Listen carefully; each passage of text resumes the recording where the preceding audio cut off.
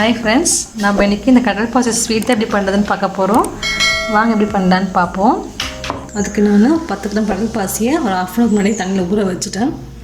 இது நல்லா ஊறினதுக்கப்புறம் நம்ம அதை மெல்ட் பண்ணிக்கலாம். அதுக்கு தேவையான அளவுக்கு ஒரு கப் சர்க்கரை எடுத்துருக்கேன். கொஞ்சமாக நட்ஸ் பொடி பண்ணி வச்சுருக்கேன். 1/2 லிட்டர் பால் எடுத்துருக்கேன். நம்ம பால் இப்போ காசிடுவோம். லேசாக நான் காசி ஆற வச்ச பால் தான். இப்போ அவங்க லேசாக நான் காசி காமிக்கிறேன் உங்களுக்கு. நம்ம பால் நல்லா காசியாச்சு. ஆல்ரெடி இது காசின பால் தான் நான் லேசாக சூடு பண்ணுறேன் உங்களுக்காக. இப்போ இதை நான் ஒரு கப்பு சர்க்கரை ஆட் பண்ணிக்கிறேன். நீங்கள் ஸ்வீட்டுக்கு உங்களுக்கு ஏற்ற மாதிரி நீங்கள் இதை ஆட் பண்ணிக்கோங்க.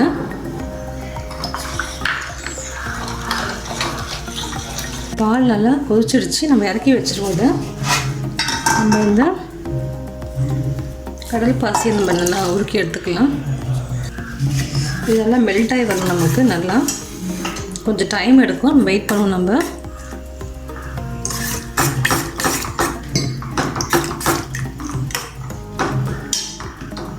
இது நல்லா மெல்ட் ஆகி வரட்டும். இந்த பால் நல்லா காசி ஆறணும். அப்போ தான் நம்ம இதை ஊற்றணும்னு கரெக்டாக உங்களுக்கு வரும்.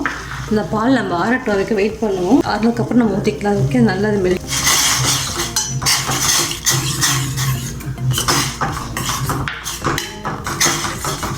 நம்மளுடைய இந்த கடல் பாசி நல்லா கரைஞ்சி திக் கன்சிஸ்டன்சியில் வந்துடுச்சு. இப்போ நம்ம இதை இறக்கிடுவோம்.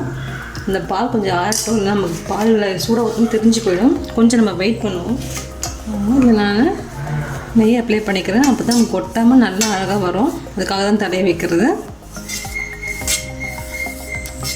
பால் ஓரளவுக்கு ஆறிடுச்சு. இதை மிக்ஸ் பண்ணிவிடுவோம்.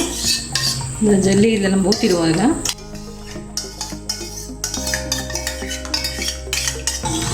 இதில் கலக்கிடலாம். நம்ம இதை கொஞ்சம் வாசனைக்கு ஏலக்காய் தூள் போட்டுக்கலாம்.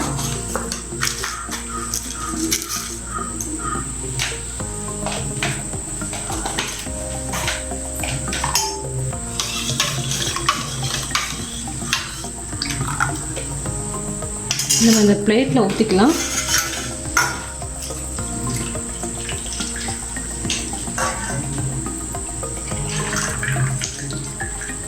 இது அப்படியே கொஞ்சம் ஆறட்டும். எப்படியும் ஒரு 10 நிமிஷத்தில் ஃபுல்லாக ஆறி இது செட் ஆகிடும். அதுக்கப்புறம் நம்ம எப்படி இருக்குன்னு பார்ப்போம். இது மேலே கொஞ்சம் நம்ம நட்ஸு போட்டுக்கலாம்.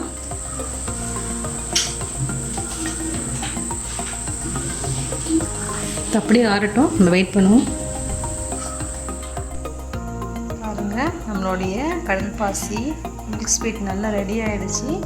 நல்லா அந்த நான் 1/2 hour தான் வச்சேன்.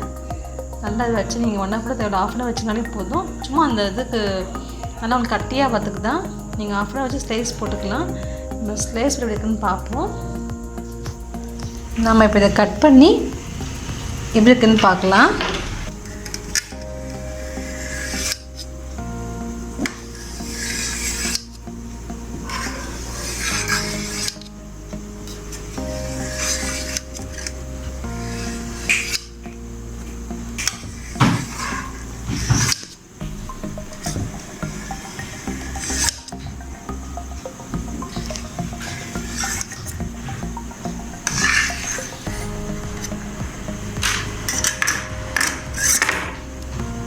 பாருங்கள், நம்ம ஸ்வீட் நல்லா அழகாக ரெடி ஆகிடுச்சு.